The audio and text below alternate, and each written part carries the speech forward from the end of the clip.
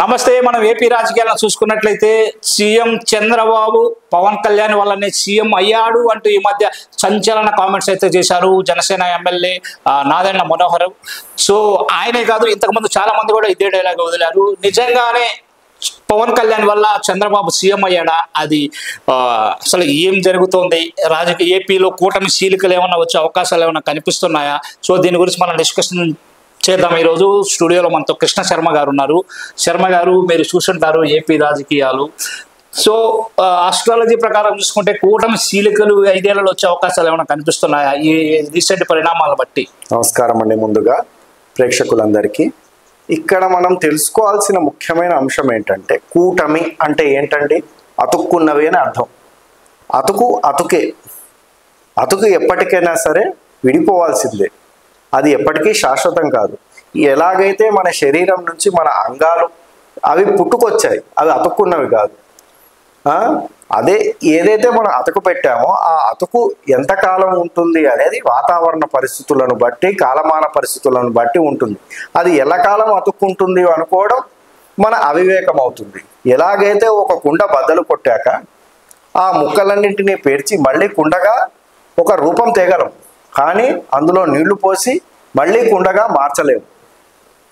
అదేవిధంగా ఈ కూటమి కూడా, ఈ కూటమి అనేది వారి అధికారం కోసం, వారు జగన్మోహన్ రెడ్డి గారిని ఓడించడం కోసం, వారి కుల సమీకరణాల కోసం వాళ్ళంతా కలిసి జతకట్టి ఈరోజు జగన్మోహన్ రెడ్డి గారిని ఓడించి వాళ్ళ అధికారంలోకి రావడం జరిగింది. ఇక్కడ ఎవరి స్వార్థ ప్రయోజనాలు వారికి ఉన్నాయి. చంద్రబాబు నాయుడు గారిని ముఖ్యమంత్రి చేయడము, పవన్ కళ్యాణ్కి సుతారము, ఆయనకి ఏమైనా సహజ సిద్ధమైన కోరిక, వారు పార్టీ పెట్టింది ఏమైనా చంద్రబాబు నాయుడు ముఖ్యమంత్రి చేయడానికా? కాదు, తాను ముఖ్యమంత్రి కావడానికి. ఎవరైనా సరే ఆఖరికి ఒక గ్రామ సర్పంచ్ స్థాయిలో పోటీ పడేవాడైనా తన తోటివాడు సర్పంచ్ అవ్వాలని కోరుకోడు.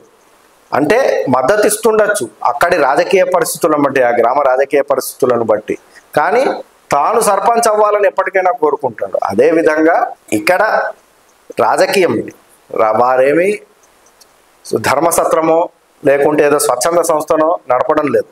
అధికారం కోసం ఒక రాజకీయ పార్టీని నడుపుతున్నప్పుడు వారి రాజకీయ చట్రం చుట్టూ ఉన్నటువంటి కార్యకర్తలు కావచ్చు, నేతలు కావచ్చు, వాళ్ళందరూ ఏమని కోరుకుంటారు? తమ అధినేత ముఖ్యమంత్రి అవ్వాలి, తమకు పదవులు దక్కాలి, ఈ రాష్ట్ర రాజకీయం అంతా తమ గుప్పిట్లో ఉండాలి అని కోరుకుంటారు. అలా కోరుకోవడం సహజమే. ఎవరైనా రాజకీయ పార్టీ పెట్టేది దానికోసం. అధికారమే చివరి పరమావధి, అంతే తప్ప దీనిలో ఎలాంటి త్యాగాలు ససపిసలు ఉండవు. తాత్కాలిక ప్రయోజనాలు ఉంటుండవచ్చు, అదే ఇది. తాత్కాలికంగా వారు త్యాగం చేసి 21 సీట్లు మాత్రమే తీసుకొని పోటీ చేయడం జరిగింది. అదృష్టవశాత్తు వారు 21 సీట్లు గెలవడంతో పాటు ఉప ముఖ్యమంత్రి పదవి కూడా పొందడం జరిగింది. అంతవరకు బాగుంది. ఇది ఎల్లకాలము పవన్ కళ్యాణ్ ఉప ముఖ్యమంత్రిగానే ఉండిపోతారా? ఎందుకు ఉండాలి? ఉండాల్సిన అవసరం ఆయనకు లేదు. ఎందుకంటే ఒక రాజకీయ పార్టీ పెట్టుకున్నప్పుడు ఆయన తనకు తాను ఎదగాలి అనుకోవడం తప్పు లేదు. ఈరోజు మనం ఉదాహరణగా చూసుకుంటే 1983-82 ప్రాంతాల్లో బీజేపీ పార్టీ ఏర్పడింది. బీజేపీ పార్టీ ఏర్పడినప్పుడు వారికి ఉన్న స్థానాలు 2. ఆ తర్వాత వారు నెమ్మదిగా కూటములు కట్టుకుంటూ నెమ్మదిగా 1996లో వాజ్పేయి గారి ఆధ్వర్యంలో ఎన్డీఏ కూటమి ద్వారా బీజేపీ తరఫున మొట్టమొదటిసారిగా ఆయన ప్రధానమంత్రి అయ్యారు.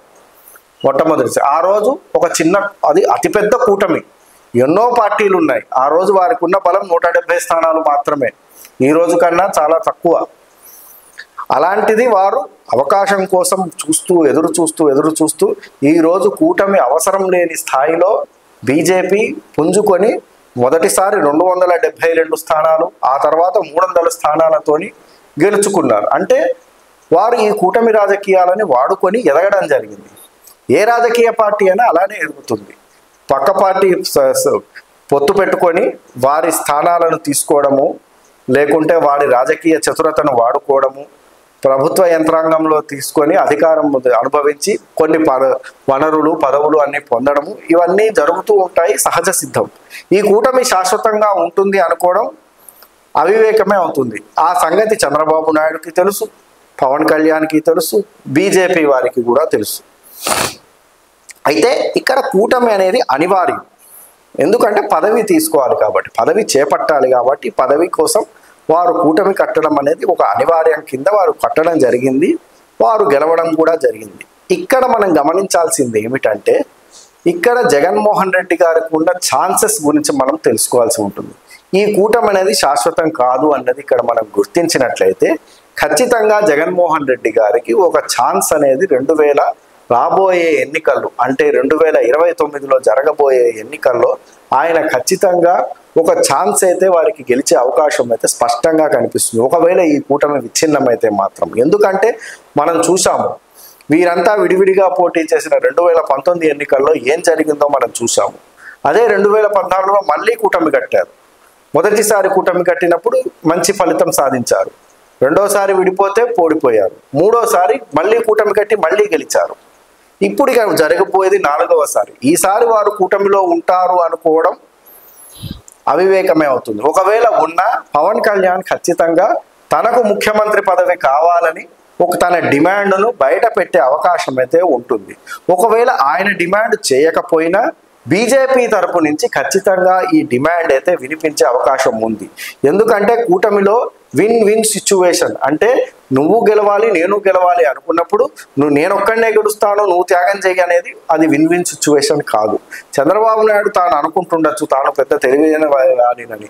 ఆయనను మించిన తెలివితేటలు ఉన్నవారు ఢిల్లీలో ఉన్నారన్న సంగతి ఆయన గుర్తించడం లేదు. గుర్తించే ఉంటారు బహుశా, కానీ అది ముందు ముందు తెలుస్తుంది ఏం జరుగుతుంది అన్నది. కానీ ఇక్కడ తెలుసుకోవాల్సిన మరో విషయం ఏమిటంటే, ఇక్కడ జగన్మోహన్ రెడ్డి గారు ఎప్పుడూ కూడా కూటమి కట్టలేదు. ఆ అవసరం కూడా ఆయనకు పడలేదు. ఆయన మొదటి నుంచి కూడా ఒంటరిగానే వెళ్ళడం జరిగింది. అలానే ఎన్నికల్లో కూడా విజయం సాధించడం జరిగింది. కానీ 2029లో మాత్రం పరిస్థితులను బట్టి ఈ కూటములను ఎలా ఉపయోగించుకోవాలి అనే రాజకీయ పరిణితి కూడా వారికి వచ్చే అవకాశం ఉండొచ్చు. ఎందుకంటే ఈరోజు మనం కేంద్రంలో చూస్తున్నాం, అటు ఇండియా కూటమి కావచ్చు, అటు ఎన్డీఏ కూటమి కావచ్చు, 2 కూటములు ఉన్నాయి. మధ్యలో ఏ కూటమిలో లేని పార్టీలకు చాలా గడ్డు పరిస్థితులు ఏర్పడే పరిస్థితి ఉంది. కనుక ఇలాంటి పరిస్థితుల్లో కొన్ని తెలివైన నిర్ణయాలు తీసుకొని అధికారం చేపట్టేందుకు ఎలాంటి చర్యలు తీసుకోవాలో వాటిని గుర్తించి గతంలో జరిగిన పొరపాట్లు ఏవైతే ఉన్నాయో వాటిన్నింటినీ కూడా అధిగమించి జగన్మోహన్ రెడ్డి గారు తమ తప్పులను గుర్తించి వాటిని సరిదిద్దుకుంటూ ముందుకు వెళితే ఖచ్చితంగా మరోసారి ముఖ్యమంత్రి అయ్యే అవకాశాలు అయితే స్పష్టంగా కనిపిస్తున్నాయని ఇక్కడ మనందరం తెలుసుకోవాల్సిన అవకాశం ఉంటుంది.